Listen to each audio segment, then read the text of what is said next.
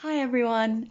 Hopefully I've had the chance to meet most of you, but for anyone who I haven't had the chance to meet yet, my name is Lizzie and I've been volunteering with St. Mary's for a few months, and I'm going to be doing the thought for the day this week.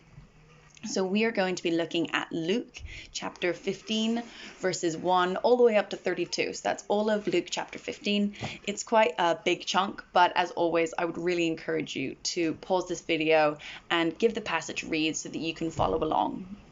Right, okay, so hopefully now you've paused this video and you've had a chance to read the passage.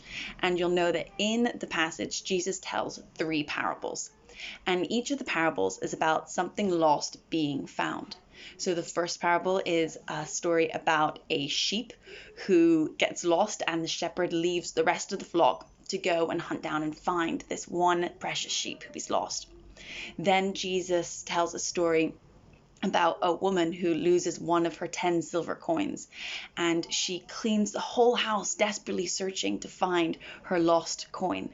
Then finally, Jesus tells a story of a lost son, which is also famously known as the parable of the prodigal son. And in this story, a son leaves his father with his inheritance and then desperately returns after he loses all of his wealth. And before going into these parables, it's absolutely essential to understand who it is that Jesus is talking to when he's telling these parables. So Jesus is talking to 2 polar opposite groups of people. On the one hand, you have the tax collectors and the sinners who Jesus is sitting and eating with. And these are the people who are despised by society for living lives that so obviously don't align with the moral teachings. Then on the other hand, you have in absolute contrast the Pharisees and teachers of the law, who are admired by everyone in society because of the fact that they follow the moral practices taught by Jewish law so well. And the Pharisees and Jewish teachers are absolutely appalled to see Jesus sitting and eating and dining and hanging out with all of these unholy people. And as I thought about this passage, I realized that despite being such different groups of people, both groups have made the same fundamental mistake. They believe that one's actions determine how valued they are by God. And this passage is just overflowing with incredible truths about God and how he feels towards us, which I'll expand a little bit more on Sunday. But for the thought for the day today, I really just want to look at how Jesus uses these parables to just completely demolish that lie that our actions determine how valued we are by God. And so in these 3 parables, it becomes apparent quite quickly that the thing that is lost symbolizes the sinners. So in the first parable, that's the lost sheep that has strayed away. That's the coin that the woman can't find. It's the younger brother whose life falls apart after he recklessly spends all his money in wild living. And we see in the story of the lost son that as the lost son returns home to his father, he feels that his actions have made him unworthy of being called a son. And so instead, he plans to return home and make himself of some value somehow to his father by working as a servant, by somehow earning some kind of place. If not as a son, then perhaps his father would take him back as a servant where he could work for him and make himself of use. However, instead, his father sees him from across the hill and he runs to him from a distance and wraps his arms around him and immediately reinstates him as his son. But the younger brother isn't the only one who believes that his actions have made him unworthy. We read in the passage that he has an older brother who returns from having been working in the fields, only to find this big party being thrown in honor of his returned younger brother.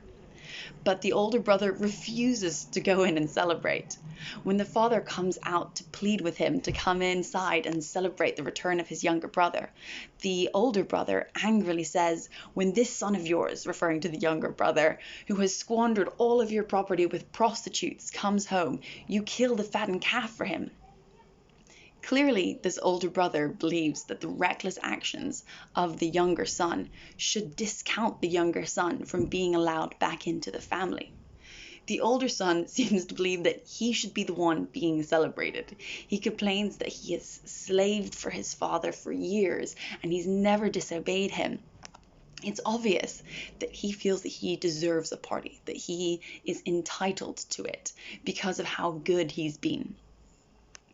And so, where Jesus uses the character of the younger son who goes away to live his life out recklessly and then return to the father, he uses the older character, character of the older son, to symbolize the Pharisees. The Pharisees who have been doing everything right, slaving for God, obeying him constantly. And he's challenging the Pharisees' view that they somehow deserve a reward from God because of all of the good that they've been doing, while the sinners deserve to be cast out because of how far they've gone from following God's commands. However, Jesus makes it clear in all three parables that it is because they are so far lost that it's all the more valuable when they're found. It is because that one sheep is lost that then the shepherd is filled with so much joy when it's found again. It's because of that one coin that's lost that then the woman invites all of her friends over to celebrate when she finds her one lost coin. And in the first parable, after Jesus talks about the sheep being found, he tells them that in the same way, there will be more rejoicing in heaven over one sinner who repents than over 99 righteous persons who do not need to repent. We consistently see Jesus's heart towards those who are far off. In a very similar situation in the Gospel of Mark in chapter 2, Jesus is again eating with tax collectors and other disreputable sinners. And Mark tells us that many of Jesus's followers are of this kind, and that many of the people who are actually attracted to follow Jesus are these people that are seen as like terrible and morally unworthy by society. And again, in this passage, similarly, Jesus is eating with the sinners and the Pharisees are looking on with disgust. And Jesus tells them it is not the healthy who need a doctor, but the sick. And I'm constantly in awe of Jesus and his longing to see broken lives restored. And these parables are such a beautiful vision of how God views sinners, and is just so profoundly far from the picture that we sometimes get of a God who is disgusted by sinners and who wants to distance him as far as possible until people have pulled their lives together and are good enough to come close.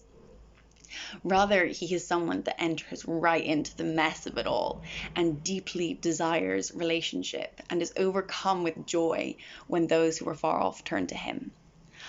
So I hope that this thought for the day has been encouraging or perhaps challenging, depending on which of the brothers you feel you relate to more.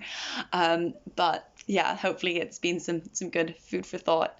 Have a wonderful week and see you on Sunday.